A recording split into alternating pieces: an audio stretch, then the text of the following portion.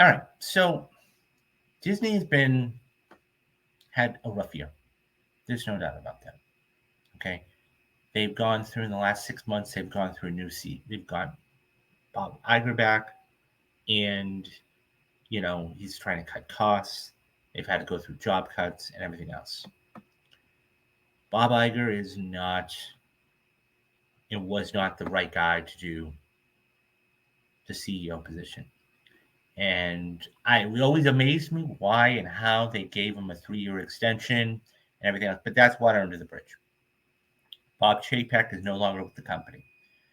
So, um, this comes to us from the Hollywood Reporter. And it says Disney hit with investors sued over a cost, quote, cost shifting scheme, end quote, in streaming division. Disney's lofty subscriber goal.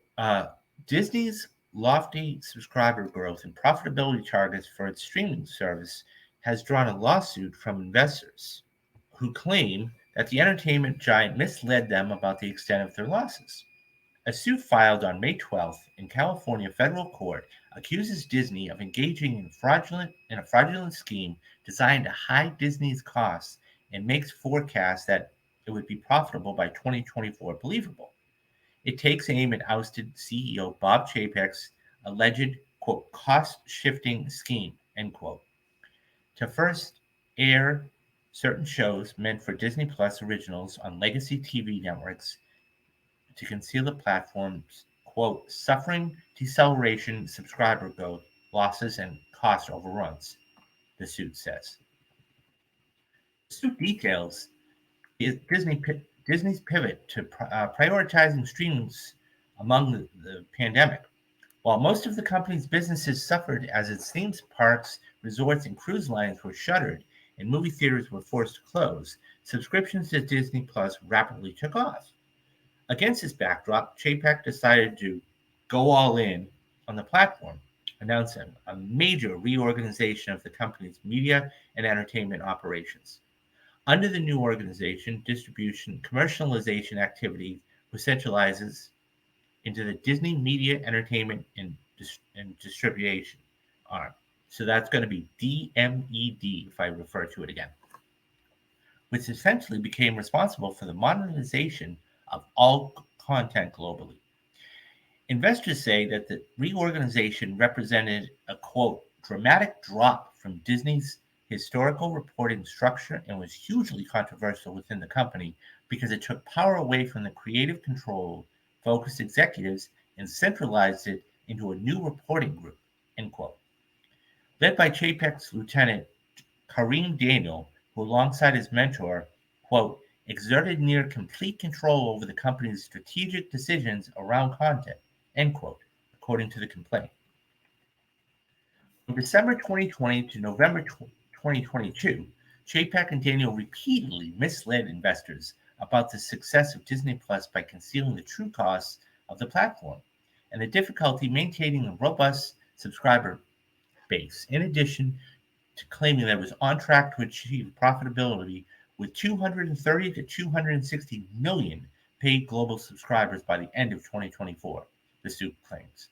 This includes an alleged fraudulent plan to debut certain shows that were supposed to be on Disney Plus originals, including The Mysterious Benedict Society, Jockey Kamal MD, and on its TV networks like the Disney Channel. By doing a significant portion of the marketing and production costs of the shows were shifted away from Disney Plus and onto the legacy platform, reads the complaint. The suit says the plan was a, quote, motivating factor, end quote, behind the reorganization, which was announced before the Mysterious Benedict Society went into production. It also takes issue with statements from Chapek in December of 2020 that touted gains. Disney Plus has exceeded our wildest expectations with 86.8 million subscribers as of December 2nd, he said. This success has bolstered our confidence in our continued acceleration toward a DTC, direct-to-consumer, first business model. Chapek additionally discussed how the company's new direction in commercialization team empowers creative to make the highest quality branded entertainment that I believe will resonate with audiences. The slides that accompanied the presentation reiterated the company's estimate Disney Plus profitable will be by the end of 2024. These new forecasts represents a quote astounding threefold increase from prior estimate without any degradation in expected profitability for the segment, end quote, according to the complaint. After acknowledging that subscriber growth had slowed in 2021, Disney in November 2022 reported that it missed analysts' estimates by wide margins on revenue, sales, and earnings. The company's direct-to-consumer arm, which was including Disney Plus, ESPN, Hulu, and Hotstar, reported an operating loss of $1.47 billion, up from a $630 million loss in the same quarter the year prior. Disney's stock plummeted by more than 13%. After Bob Iger returned to lead the company 2 weeks later, he made clear that an important component of restoring Disney's success would be to return power back to the creative executives, including distribution decisions. The suit points to the statements as evidence as Chapek's comments on his reorganization were meant to mislead investors. It also argues that Disney's fiscal second quarter earnings last week, which showed Disney Plus's lost subscribers for the second quarter in a row, is further proof, quote, confirming that the 2024 Disney Plus targets had never been achievable, end quote. Chapek, Daniel, and CFO Christy McCarthy were named in the complaint. We are all aware of the complaint and intend to defend it vigorously in court, says Disney in a statement. Okay, let's talk about this. There's not much you can say, but he basically drove it in the ground for the few years he was there. There's nothing else you can say. And I think that the fact is that he fudged the numbers. And this just goes to everything that Chapek has represented. It blows my mind that it's, this man who is one of the top executives at Disney for a long, long time, not only fudged the numbers, but if you look at his track record, okay, saying animation isn't for adults, the whole Scarlett Johansson debacle, the misogynistic comments he made toward Scarlett Johansson during that lawsuit, it's just, I don't see how he ever did it. He didn't have any business experience whatsoever. He was a proxy. At the end of the day, he was the head of theme parks and recreation, and the cruise lines, everything else. So of course, if you go back and take a look at the amount of things that Bob Iger, ever since Bob Iger has taken back Disney and stepped back into the role of Disney, all that man has done is had to undo everything that Bob Chapek has done. Okay? He has lowered ticket sales at the Disney parks. Okay? He's apologized numerous times to the talent. Okay? He now has to go and basically do this. This is not on Bob Iger. This is not on his watch. Okay? And Disney will say what they want to say in that comment, in that statement, but this is not on Iger at all.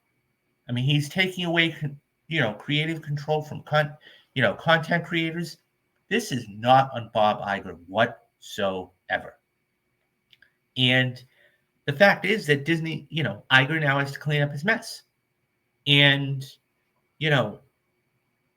he's going to be there, I won't say a long time. I would think he's probably going to be there until the end of 2024, at least, if not 2025. And get it back to where it was prior to that. And I guarantee you right now, out over at Disney, okay, they have a short list, and the board is, either they're training them right now and we don't know about it, okay, or they do have a short list of they're trying to figure out which potential person they want to take over the company. But this is, it's sad because Disney Plus is, it doesn't matter. Yes, this is a great revenue stream, fantastic revenue stream, but at the same time, you can't fudge the numbers because, I mean, look, the stock dropped 12%. There's a difference between you. It's like what Dwayne Johnson did for Black Adam. His team and whatever fudged the numbers and said, "Oh yeah, it did better than it." No, it didn't.